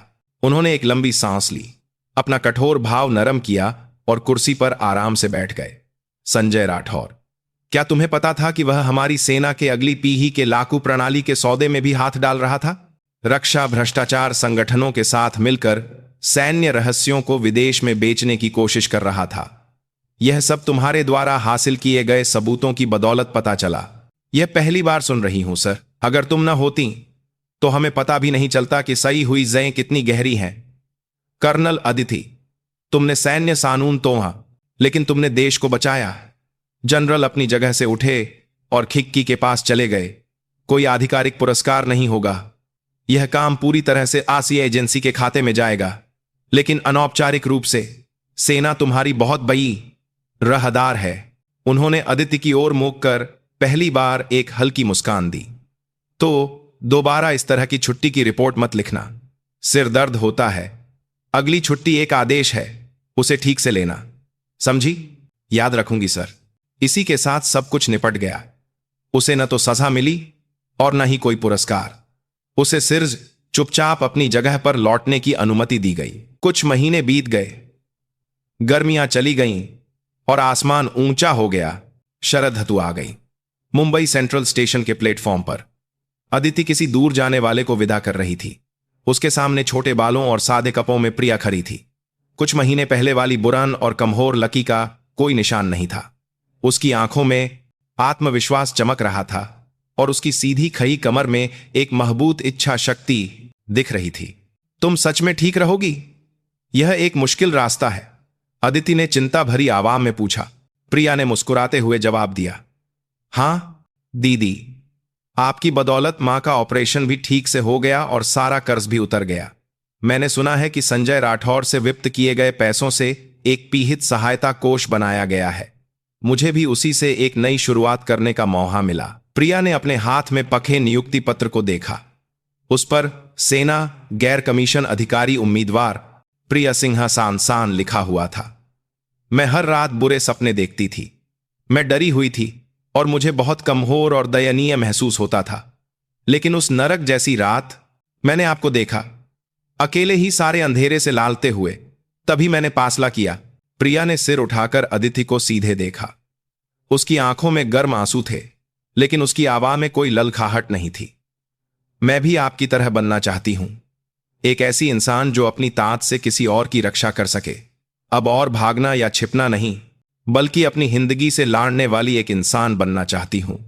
इसीलिए मैंने सैनिक बनने का फैसला किया। अदिति ने बिना कुछ कहे प्रिया को देखा। उसे एहसास हुआ कि उसने अनजाने में जो एक छोटा सा पत्थर फेंका था, उसने एक इंसान की जिंदगी की झील में कितनी बड़ी लहरें पैदा कर दी थीं। उसने हाथ उठाकर प्रिया के कंधे को महबूती से पकड़ा। हां, तुमने सही सोचा, तुम एक बेहतरीन सैनिक बनोगी। ट्रेन आ गई और प्रिया ने आखिरी विदाई दी। उसने अनाहीपन से लेकिन दिल से एक सलामी दी। जय हिंद, मैं जा रही हूं। अदिति ने भी एक नरम मुस्कान के साथ उसकी सलामी का जवाब दिया। प्रिया ट्रेन में छाड़ गई और खिड़की के पार दोनों ने कई देर तक एक दूसरे को हाथ हिलाया। ट्रेन के नौहरों से ओझल हो जाने के बाद भी अदिति कुछ देर तक प्लेटफॉर्म पर खड़ी रही। सब कुछ हात्मा हो गया था और सब कुछ अपनी जगह पर आ गया था। उसकी लंबी छुट्टी भी अब सचमुच खत्म हो गई थी। तभी उसकी जेब में स्मार्टफोन हल्का सा कांपा। स्क्रीन पर एक एन्क्रिप्टेड टेक्स्ट संदेश था। भेजने वाला अज्ञात। सामग्री सिर्फ एक पंक्ति के निर्देशांक और एक शब्द का आदेश था। 28.704 एकड़ ले N 77.102 तैयार रहो।